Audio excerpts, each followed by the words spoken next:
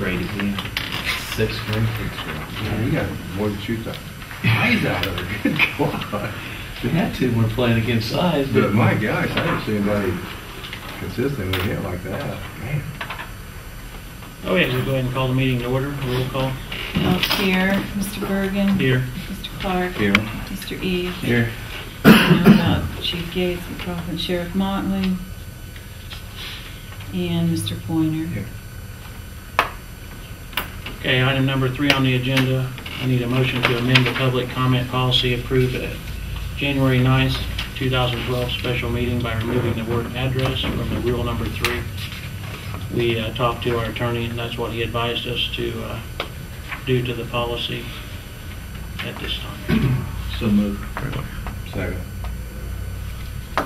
Roll call. Did you hear just when you said advised by attorney, are we talking state's attorney? Yes, Mark was. Motion by Jeff, second by Mark.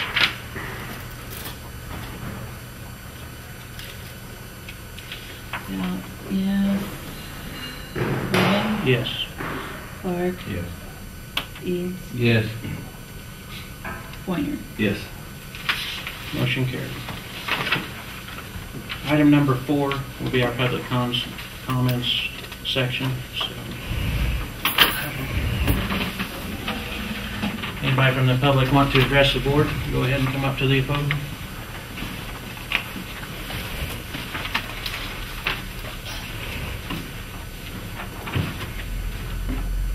John Kraft. Don't need to spell it. No, thank you. I got a couple comments. First, I just want to remind you guys that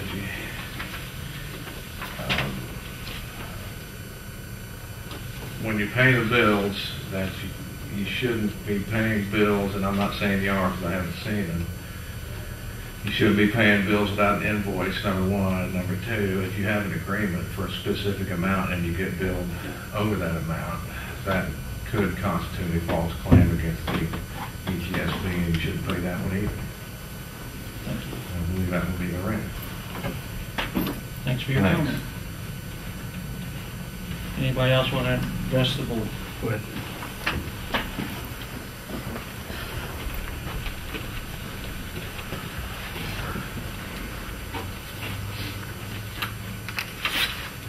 I have a much longer comment that I've timely, and it goes over 5 minutes, so I'll cut it quite a bit. At the last meeting of the ETSB held on January 9th, the ETSB passed a policy stating the public's right to speak concerning issues controlled by taxpayer-funded body will be limited to items on the current or the previous agenda. The policy further stated that one person and one person alone will decide whether a citizen's concern has enough validity to be included on that agenda. While I believe this policy to be a clear violation of the First Amendment to the U.S. Constitution, for this evening, I will speak for your policy regulations. I will address the policy limiting the right of citizens of this county to address a government body.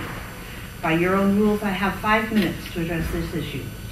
As this board has previously expressed its disdain for answering questions from the public, any questions that I ask will be rhetorical. The First Amendment to the Constitution says that Congress shall make no law respecting the establishment of religion or prohibiting the free exercise thereof, or abridging the freedom of speech or the press or the right of the people peaceably to assemble and petition the government for redress of grievances. If Congress cannot legally usurp the rights of the people to address their government, I question under what authority does the ETSB have that right.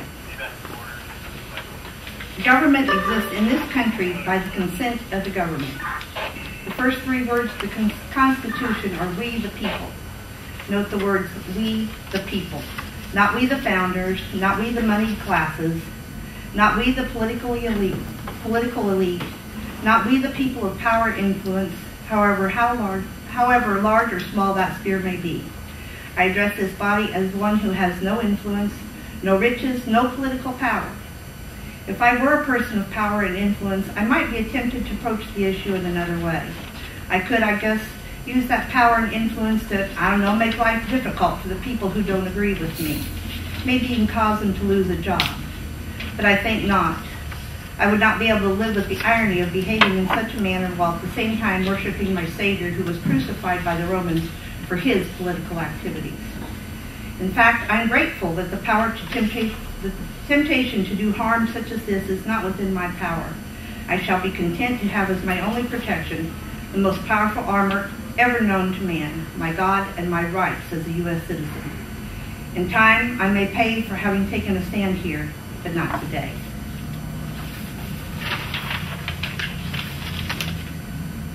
The sacrifices made by many who went before us have been forgotten.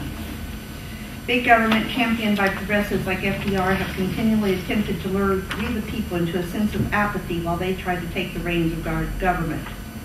The founders envisioned a small federal government, limited in scope and power. Government was to be at the local level, with active participation by the people. Read the Constitution, read the Federalist Papers, read your country's history. There is hope on the horizon, though, hope in the scores of young men and women who enlisted in the armed services when their country was attacked. Hope in the rise of patriotic Americans who are determined not to surrender their country. The days of government, whether federal, state, or local, telling the taxpayer to sit down, shut up, and write the check, are coming to an end. We, the people, are heirs of this republic. It is our job to protect it from all enemies, foreign and domestic. We are the sons and daughters of immigrants and pioneers, of slaves and Native Americans, of a free people who from Lexington and Concord to Iraq and Afghanistan have sacrificed, bled, and died for freedom. To make the excuse that other local government bodies also attempted to interfere with the people's right to address them is a little like saying that Jim Crow works in Alabama, so it must be okay for us folks in Mississippi. It should escape the notice of no one that the only dissenting vote concerning this resolution came from a U.S. military veteran. In regards to this board's attempt to limit the public's right to address government, in honor of the blood and sacrifice of more than 1.3 million Americans, I can only ask, are you serious? This board expressed that they may have to stay more than an hour if limits are not placed on the people's right to speak. In honor of patriots who fought and died in the rain and the snow, in oppressive heat and bitter cold, and in battlefields far from the comforts of home, I can only ask, are you serious? Or are you attempting to avoid uncomfortable questions about the policies of this board and the way the taxpayers' money is being spent? There is only one honorable course left to the members of this board. Each and every one of you who voted to limit the right of the public to address their grievances should immediately resign your membership. Thank you. Anybody else?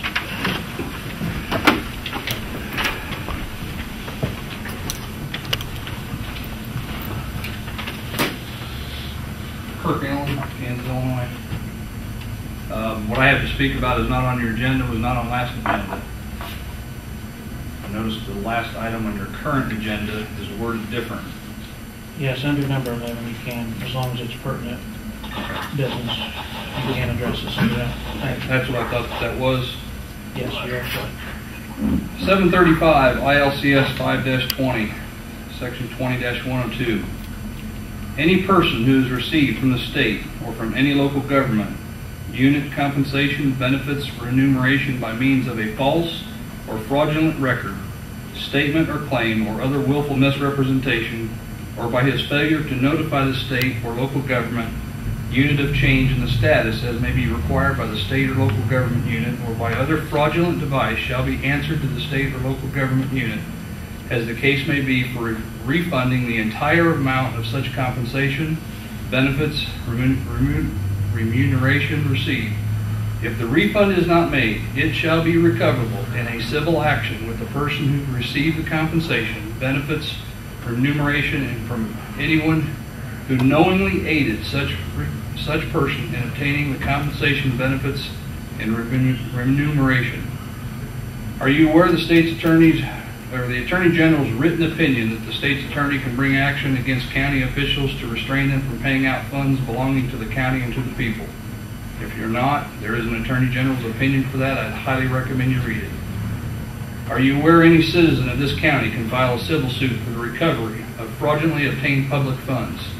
Article 20, recovery of fraudulently obtained public funds. It's in section 735. If anybody has any questions of what all that means, I'd be more than happy to discuss it. Thank you. Anybody else? All right, that'll conclude the public session.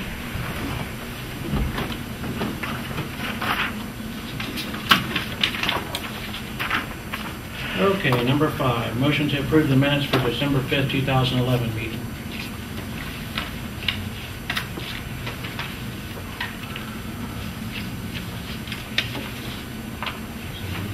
Merle makes the motion. Second. Jeff seconds. Roll call. Bell, yes. Mr. Bergen? Yes. Mr. Clark? Yes. Mr. Eads? Yes. And Mr. Pointer? Yes. Motion carried. Number 6, motion to approve the minutes of the January 9th, 2012 special meeting.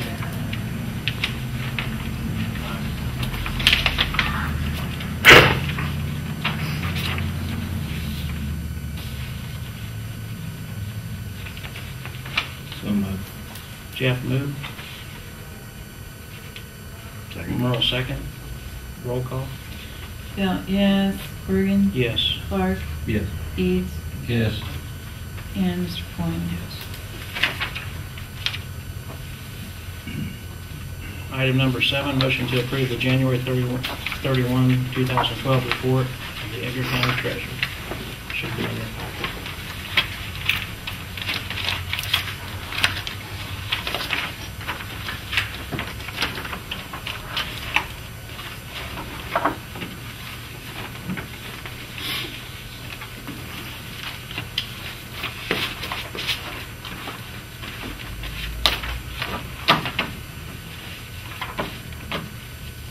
That's these, right? Yes, that's correct. Was it December and January?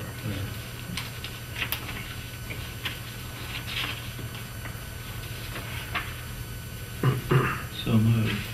Jeff moved. Second. Cindy seconds. Roll call. Bell, yes. Bergen? Yes. Clark? Yes. Eads? Yes. Pointer? Yes. Motion carried. Number 8, motion to approve January bills in the amount of $6,392.90.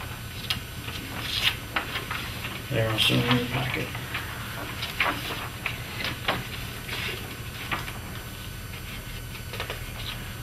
The hall signs bill, I received that from the County Highway Department. They had to order some new signs, and they sent us the bill for those.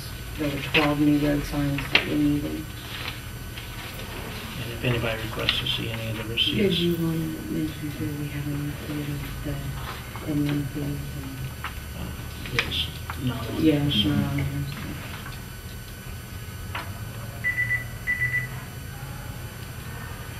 So moved. Merle makes a motion. Second. Cindy seconds. Roll call. Bell, yes. Bergen? Clark? Yes. Eads? Eads? Yes. And Pointer? Yes. Motion carried. Number 9, motion to approve bills to be paid in February. They're also attached. There's quite a few more here. Go ahead. The Nina membership dues for 12 are on here. I've itemized Benjamin's supplies there. We did get the installation done on the tower at Edgar. Those 2 amounts were you approved at the January special meeting. Up to 5,000, so we just. And stick-on numbers for the house signs that I make for people. We were out of those. And then I will go over, we had to man call boxes again in January, so we had the fire departments had to stand by, so I thought there was another, yeah, I'll mention Any questions for the February bills? I move the February bills be approved. Jeff, motion. What kind of printer do we have? In my office. It's an HP, I'm sorry, I don't know the number. It's a scanner, copier, printer, fax. I just noticed we go through a lot of ink cartridges, and I know We go through a lot. and I know that's one thing we Because gotta do, it's- but if we needed something that's a little bit, I mean, more, you know, like when you get into your hospitals and stuff. Yeah, I don't have a copy. copy machine, and that's why we're going through so many of those, because of all the copies we have to make. So if you would like me to look into a small copy machine, you know, I could definitely do that, but this is not a copy machine. All right, could you do me a favor and add up how much we spent in ink toner cartridges for a 1-year period?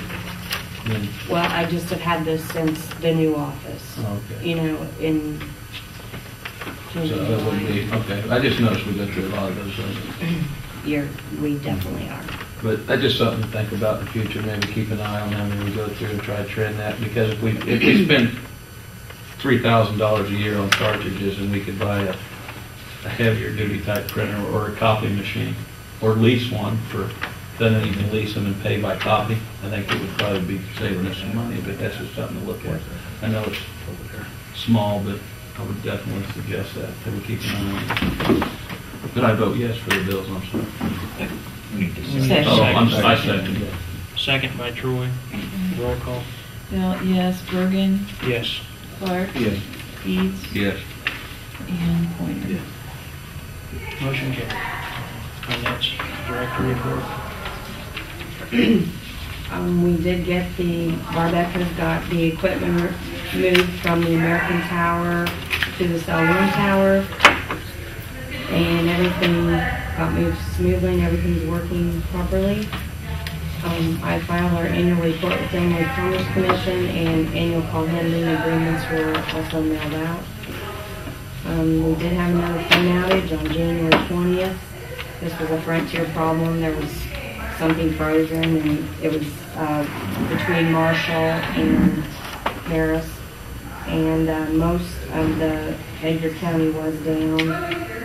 Kansas was able to get through to Douglas County, so they were the only ones that really weren't down. The fire departments, again, were very helpful, and I thank them for all their help. And then I've included in your packet a letter that we received from the Attorney General's office that I wanted you all to have a copy of. So, any questions? Any questions for the director? I don't know if this would go under this or next, but Nanette and I did discuss, up there in Hume, it's brought up before too, when we have these outages like this, that as far as I know, my knowledge is with the Hume Fire Department, which I've been a member of for several years, that we've had no training on manning call boxes, and it seems like Medcaps have, you know, they're short people all the time, they only have 1 or 2 people, but just in the case that they... Explain, the central office is in Medco. Right. For Hume and Medco. And Medco Fire has typically manned it. And Troy made the offer that they would be willing to help out if needed. So we would basically be the backup to them, but we're working on some training on that. Nanette's very helpful on that and getting that training to make sure that we always have a backup plan there for that. And, you know, I just being on the board, and we talked about that last month, and then what, 2 weeks later we lose those and we talked about that. So we are working on that too, so kind of a contingency plan. Great. Anybody have anything else? Okay, item number 11. Other business pertinent to the Edgar County ETSB board. We have one thing. Yes, we have one thing from Eric.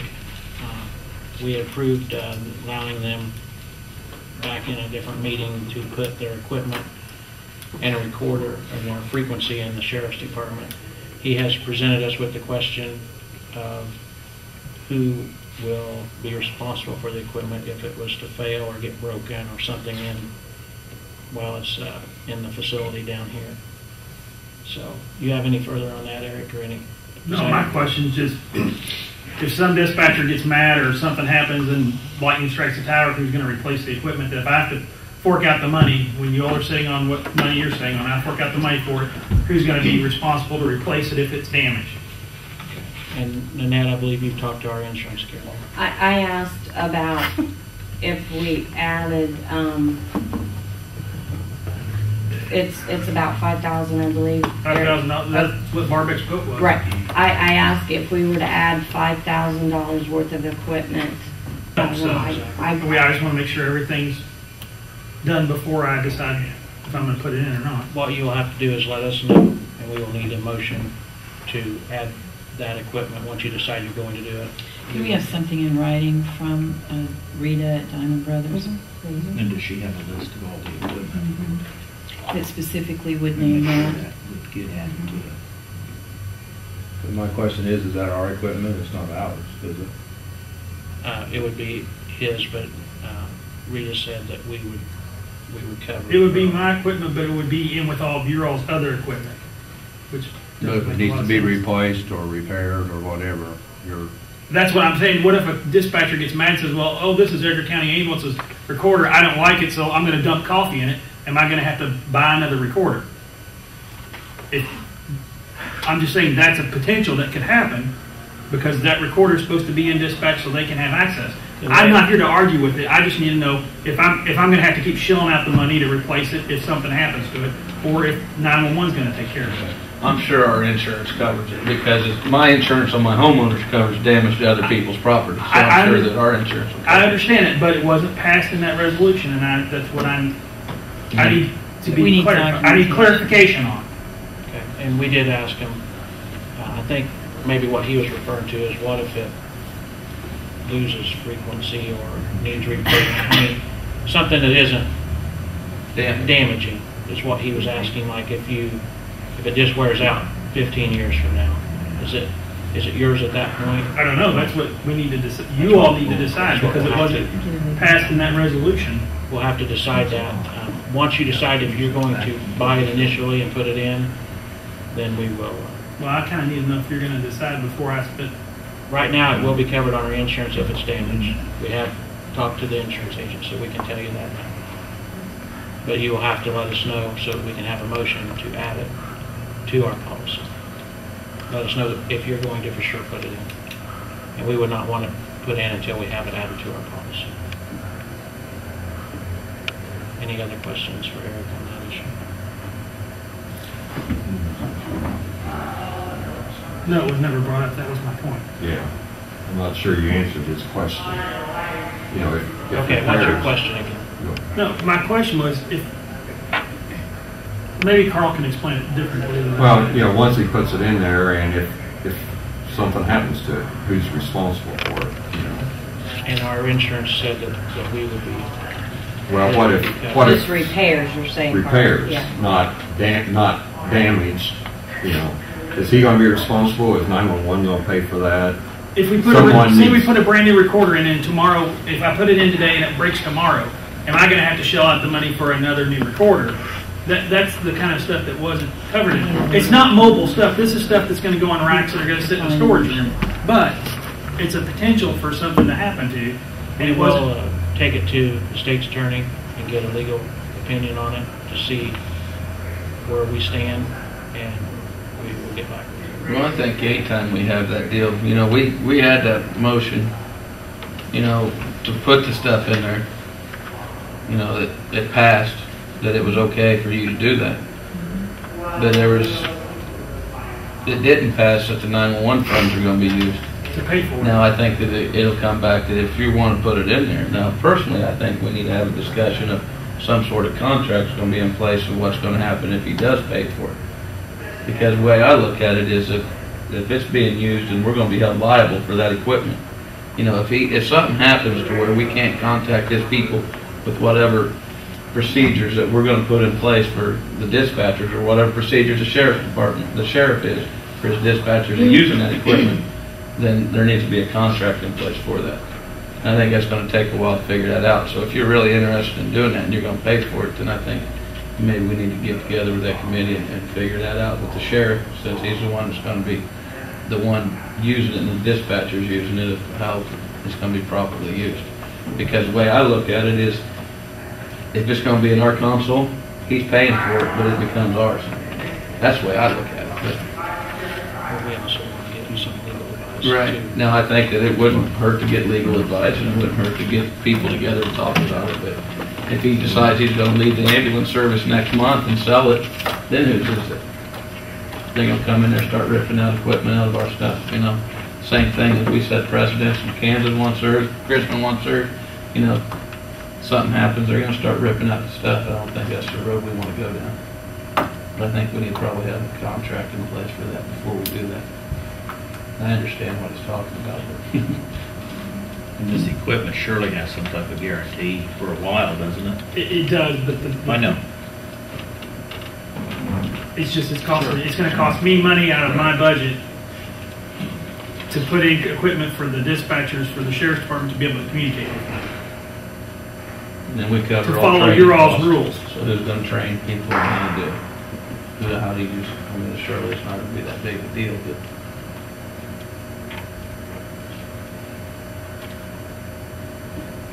Okay. Any other discussion on the matter?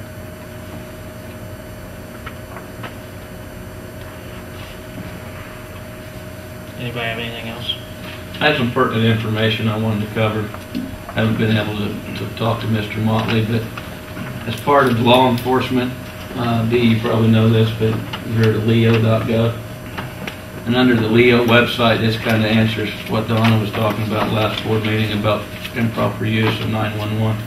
There's all this online training that you can take if you're a member of that. And I don't know if the sheriff is or not, but if you're a member of this leo.gov, they have online training, they have PowerPoint presentation, and they specifically talk about misuse of 911. There was some data collected and stuff like that, and I think that it would be good if he could share that information if he's not a member.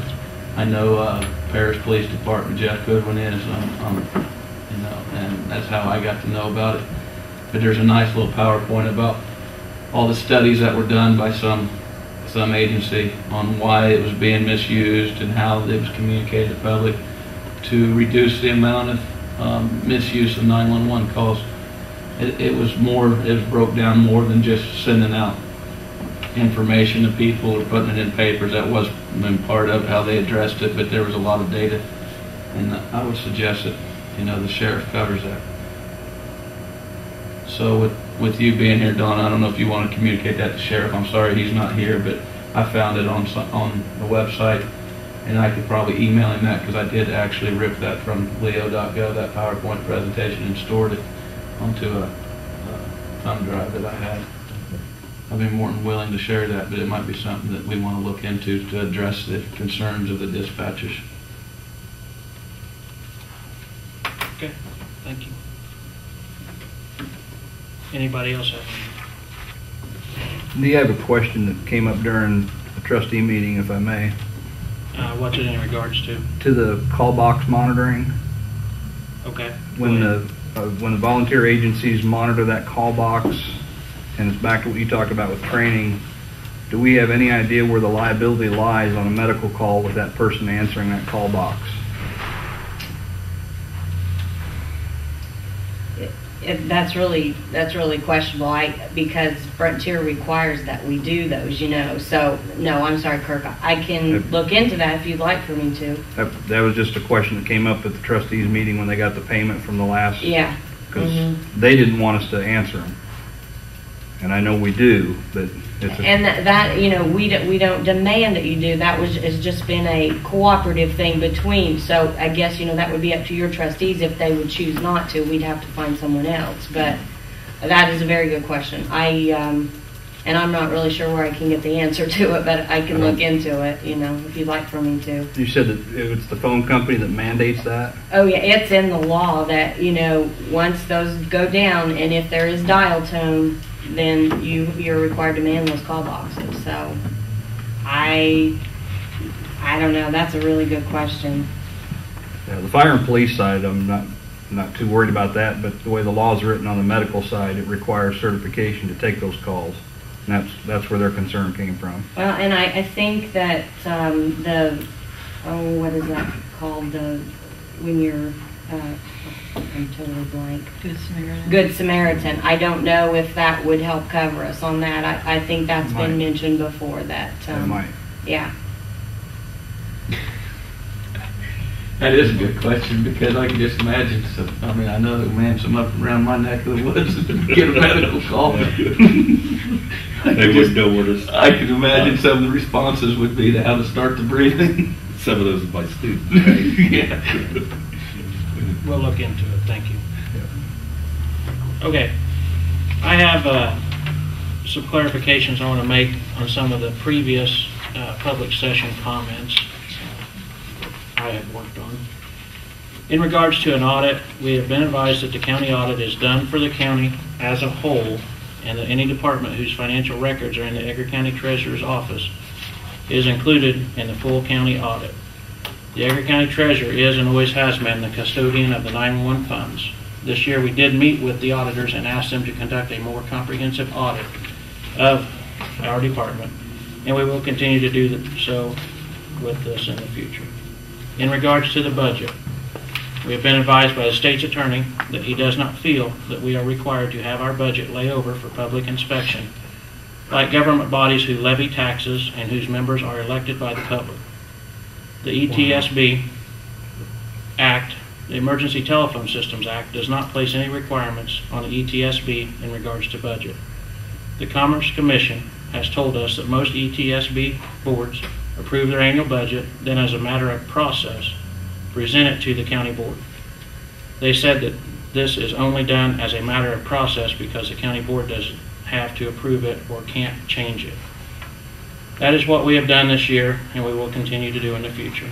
In regards to the pager issue that was started in 1995 and carried over into 1996, it has been researched and determined that every department was offered new pagers and upgrades to the ones they had. Kansas Fire chose to have new crystals put in 40 pagers that they had. Many of us on the board were fully aware that our director, Nanette Krippas, worked as a part-time dispatcher in the past for the Edgar County Sheriff's Department. She was not receiving pay from another county office while receiving pay for doing her job as 911 coordinator. She took a vacation day, a personal day, comp time, or holiday time when she worked as a dispatcher during the 8 to 4 weekday shift. She could not do two jobs at the same time, and we can't regulate how she chooses to spend her time off. In the minutes of the April 7th, 1998 meeting, the 911 coordinator was authorized to make expenditures up to $500 without prior board approval. Therefore, our coordinator had the full authority to have someone help in her office and pay them $30 out of petty cash to do this. She also had the authority to pay a dispatcher out of petty cash to be on call 24/7 while she was on vacation. This was above and beyond the dispatcher's jobs, hours, and duties. Those of us on the board back in 07, 06, and 08 did authorize Annette to spend $100 a year on incidentals for the 911 office. We are no longer keeping a petty cash account, so that is resolved. The cash and gift cards that were given to EMD trained personnel were fully authorized by each board at the time they were given. We did not require our coordinator to get a receipt from each person she handed that payment to. The board did feel this was a way of showing gratitude for a job well done by giving these people a little extra compensation for their hard work each year. Our employee, Nanette Krippas, was not using the Illini FS gas card as her personal line of credit. She was authorized to use this card to purchase gasoline only. The only stipulation that was put on the card was that the ETSB would only pay for $200 worth of gas each month. This didn't mean that she could use $200 in gas each month. If she used more, she paid for it over the $200. And as far as personal use, there is no real way for us or anyone else to determine personal versus business use when she is on call 24 hours a day, 7 days a week, unless she was on vacation. It has been questioned as to whether or not we are an enhanced system. The definition of an enhanced 911 system is a telephone service which connects a person dialing 911 to an established public safety answering point. The system consists of a selective routing with the capability of delivering automatic number and location identification to the public safety answering point. It also consists of network circuits a database, and answering equipment. We have been in an enhanced system since going online. The number of dispatchers working at any one time does not determine whether a system is enhanced or not. A system can operate with only one dispatcher if they have a backup, which is manned 24 hours a day. Our backup is Douglas County. It is manned 24 hours a day, 7 days a week. Thank you. Any other board members have a comment on pertinent business? Okay. Do we still have a line IFS fuel card? No. Yeah. I'll make a motion to adjourn. Okay. I'll second that. Motion by Troy, second by Merle. Roll call. Well, yes. Bergen, Yes. Clark, Yes. East, Yes. and Pointer. I gotta run it. Christmas tree, guys.